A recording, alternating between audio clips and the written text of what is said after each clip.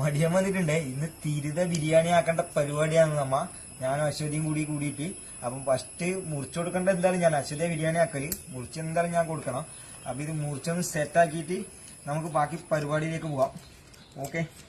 കിടിലം ബിരിയാണി ഇന്ന് തിരുത ബിരിയാണി കുപ്പി കയറിയ തിരുതാണ്. ഒന്നും നോക്കിയിട്ടാ. ഈ വലിയ മീൻ പിടിക്കാൻ പോയാലും മെയിൻ പ്രശ്നം എന്ന് വെച്ച് കഴിഞ്ഞാൽ ഇത് നമ്മന്നെ മുറിക്കേണ്ടി വരും. ഇത് എന്റെ മാത്രം പ്രശ്നമാണെന്ന് അറിയില്ല. ഇത് കൊണ്ടുവന്നു കഴിഞ്ഞാൽ വീടാക്കും ഓള്. അതുകൊണ്ട് എല്ലാം ഞാൻ തന്നെ മുറിച്ച് വൃത്തിയാക്കിയെന്ന്.